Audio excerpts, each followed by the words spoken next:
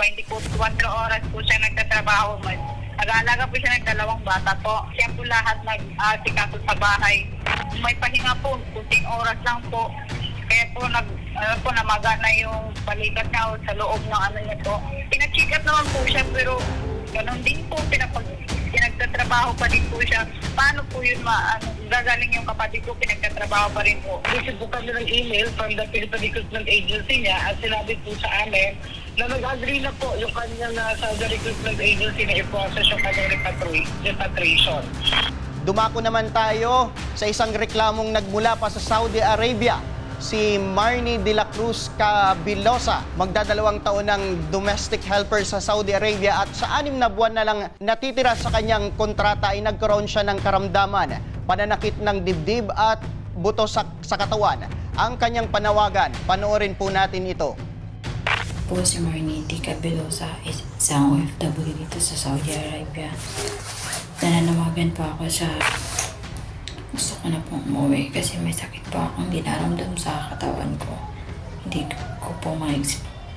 Parang yung biglang namamanhid, tapos yung ulo ko, yung likod ko, yung dibdib ko, kumakahinga na doon na pag may binubuhat or narga ko yung alaga ko.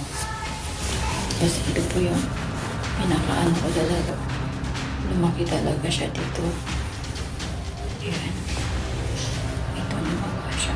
Tapos, sinasabi lang nila na magdadrama lang ako sa it ko. Yung pag pinagsasabi ako sa amin ko, sinasabi na lang nila na nagdadrama. Kaya ito, patuloy pa rin ako magtatrabaho dito. Ano na rin ako sa agency. Sabi na agency ko, ako lang daw yung ano namang magagawa ko. Hindi naman ako binabalik ng amo ko sa agency ko. Ako binabalik ng amo ko sa agency ko. Kaya sana ho matulungan. Si Ma'am Marnie, eto si Ma'am Marnie, dumulog sa ating programa kasi 6 na buwan na lang sana ang natitira niya sa pagtatrabaho doon sa Saudi bilang domestic helper. Ngunit tinamaan ito ng sakit sa kanyang dibdib at pananakit ng buto sa kanyang katawan. At ang nais niya ay makauwi na dito sa Pilipinas. Kaya tinatry nating makontak din siya at ang OWA Bicol kung maari ba ito or maaring matulungan itong si Ma'am Marnie, itong kababayan natin dito sa Saudi Arabia. At kung ano ang yung mga proseso na kailangan na pagdaanan nitong ni Ma'am Marnie para makauwi na dito sa Pilipinas at malaman natin kung ano ba talaga yung tunay na nangyari, kung bakit tinamaan ito ng sakit. Siguro sa labis na pagtatrabaho dahil tinamaan siya ng ganitong sakit at malaman natin kung ito ba ay napatingnan sa doktor at kung ano ang diagnosis nito. Kakausapin muna natin siguro ang agency nitong si Marnie. Ayan, nasa kabilang linya ng ating telepono ito si Jacqueline Camiling, ang Welfare Officer ng MyRiyadh Human Resource and Services Inc. Magandang hapon sa iyo, Ma'am Rose. Hello, Ma'am. Afternoon po, ma'am. Opo, ito po bang si Marnie, kilala niyo po, ito po ba ay naipaabot na ang kanyang concern regarding po dito sa nararamdaman niya? Opo, ma'am. Naipaabot na po ni Miss Marnie Cabilosa sa agency po namin. Opo, ano po yung proseso na or tulong po na maibibigay po dito kay Ma'am Marnie? Sa kasalukuyan po, ma'am, nasa employer pa po si worker at na-check up na din po siya. Umiinom po siya ng gamot ngayon habang inaayos po ang pagpapauwi sa kanya, ma'am, papuntang Pilipinas. Okay, so ibig sabihin, meron ng tsansa na makauwi po ito ng Pilipinas. Paano po yung, kasi 6 pang buwan nang natitira niya dyan, dapat na trabahuin dyan sa Saudi Arabia? Kung hindi na po tatrabahin ng katawan niya, ma'am, na magtrabaho, pwede naman po siyang umuwi. Actually, ma'am, may kasulot na po galing embassy, inaayos na lang po yung pagpapauwi sa worker. So kailan, ma'am, yung naka-schedule po itong na maaring makauwi po ito si Marnie? Wala pa po kami mabigay na schedule kasi po may dadaanan pa pong mga proseso, ma'am. May kasiguraduhan talaga, ma'am, na makakauwi po talaga itong si Marnie dito sa Pilipinas? Yes po, ma'am, kasi po may kasalto na din po sa embassy na agreed naman po to facilitate yung repatriation ni worker, ma'am. Opo, sa ngayon, ma'am, na susubaybayan or nakakausap niyo po ba ito si Marnie kung ano na yung kalagayan niya ngayon? Opo, ma'am, araw-araw naman naman po kami nag-update sa kanya, pati po yung pamilya, ma'am. Pamilya po ni worker, nakakausap din po namin, ma'am. In-advisean din po namin si worker na wag na po magtrabaho. Opo. Dahil hindi niya na din po kaya. Opo, sa pagkakakwento niya ma'am, kailan daw siya tinamaan itong sakit niya ma'am sa dibdib at kumbaga na pagkakasakit dito sa mga buto-buto nito ni Marnie? Noong January 2025 po, ma'am, naramdaman niya po yung pamamagaan sa kanyang sa kanyang dibdib, pagkasakit ng ulo, braso. Yun pong araw na yun, ma'am. Opo. So kung meron kang mensahe ma'am kay Marnie, ano po iyon? Ate Marnie Cabelosa, kami po na sa May Riyadh Agency, hindi ka po namin pinapabayaan, alam mo yan. Every now and then po, kachat ka po namin, meron po tayong conversation. At papauwiin ka po namin, may proseso lang po talaga na pagdadaanan po. Okay. Dahil po dyan, maraming salamat po ma'am dahil sigurado po pala na makakauwi po itong ating kababayan dito sa Pilipinas. Opo, ma'am. So ngayon mga Salamat po. Apo, maraming salamat din po ma'am. Nasa kabilang linya ng ating telepono si Marilyn de la Cruz Cabilosa, ang kapatid ni Marnie, ang OFW Saudi Arabia. Magandang hapon po sa iyo, Ma'am Marilyn. Magandang hapon po, sir. Opo, ma'am, maitanong ko lang, kamusta na yung kapatid mo sa Saudi? Nakausap mo na po ba siya? Nakausap ko po siya, sir. Yun nga po, humingi po siya talaga ng tulong para po makauwi na po siya. Ano daw yung nararamdaman niya, ma'am? Ano yung pagkakakwento niya? Bakit daw, kumbaga, may naikwento ba sa inyo na kung bakit niya nakuha o kung saan niya po nakuha itong sakit niya? Sana po, sir, sa overwork po. Kasi po, may 24 oras po siya nagtatrabaho.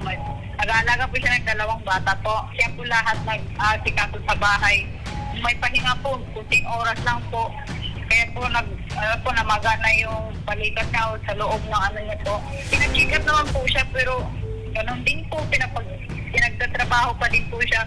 Paano po yun gagaling yung kapatid ko, pinagtatrabaho pa rin po. Sa pagkakwento niya, po, dumudugo po yung ilong niya, nalalagat po yung buhok. opo, sa pagkakakwento niya, ma'am, sa pag-check up niya, ma'am, ano daw yung diagnosis na mula sa doktor itong nararamdaman po ng kapatid niyo? Kung narisitahan lang po siya ng gamot po, sir. Tama. Wala rin pong alipin po eh. Opo, tama po ba na January nitong taon lang niya naramdaman itong sakit sa kanyang katawan, ma'am? Opo. Pero yung pagdudugo po ng ilong, matagal na po, sir. Kumbaga naisip niyo or na kanyo, ma'am, na lumalala na itong sakit ng kapatid niyo habang tumatagal na pinagpapatrabaho imbes na amutin dito sa ospital. Opo, sir. Hindi na po pinapahinga, pinapagtatrabaho pa rin po. Alam naman po nila na may sakit na. So ibig sabihin, alam naman pala ng amo niya na meron na siyang nararamdaman pero pilit pa rin siyang pinagpapatrabaho. Ano daw yung pagkakakwento ng kapatid mo sa inyo? Bakit daw siya pilit pang pinagpapatrabaho nitong amo niya? Nagagalit po kasi yung amo niya. Pag-ibig po siya kumikilos. Sabihin lang po, nagdadrama lang po daw siya. So ibig sabihin, tama po ba? 6 na buwan na lang sana yung ang dapat niyang trabahuin. September po matatapos yung kontrata po niya. Okay, first time. Gusto na po niya umuwi kasi po. Hinihingi na po ako ng tulong. Malayo naman po kami, sir. Dito po kami sa probinsya. Tapos yung agency niya po, nakukontak ko po. Pero po, wala naman pong ginagawa. Kumbaga- sabihin ko siya doon. Kung may na po yung agency niya doon po sa Saudi po. Wala rin po kasi sinusapan niya eh. Hindi naman po siya nire-rescue doon. Matagal na po kasi kaming nag-reklamo po. Ano daw yung sinasabi ng agency? Sabi po ng agency, dito po sa Pinas, sabi po ng agency dito, maghintay lang po daw kami ng update. Pero yung agency niya po doon sa Saudi po, hindi po ina-update si ate. Opo, sa pagkakaalala niyo, ma'am, kailan kayo unang lumapit dito sa agency? Hindi naman po kung kailan po yun. Basta matagal na po, ipata po siya na 1 taon doon. Para sa kasiguraduhan, idudulog na natin ito sa tanggapan ng OWA at nasa kabilang linya ng ating telepono si Attorney Sherilyn Malonzo, ang Director for Operations Center ng Overseas Workers Welfare Administration. Magandang hapon po sa iyo, Attorney Malonzo. Magandang hapon po. Opo, meron po tayong kababayan na dumulog po sa amin na gusto na daw niyang makauwi dahil sa kanyang nararamdaman sa kanyang dibdib at mga buto. Pero 6 na buwan pa ang dapat niyang gugulin sana sa pagtatrabaho para matapos itong kontrata. Ma'am, ano po yung pwedeng proseso or tulong po dito na maibibigay po ng OWA dito kay Ma'am Marnie? Okay. Actually, meron pong final sa amin na dokumento, no? And then meron din report na binigay sa amin ng kanyang Philippine Recruitment Agency. So ang pinaka-latest po, kaninang umaga lang po ng 11 a.m., nakareceive po kami ng email from the Philippine Recruitment Agency niya at sinabi po sa amin na nag-agree na po yung kanyang Saudi Recruitment Agency na i-process yung kanyang repatriation.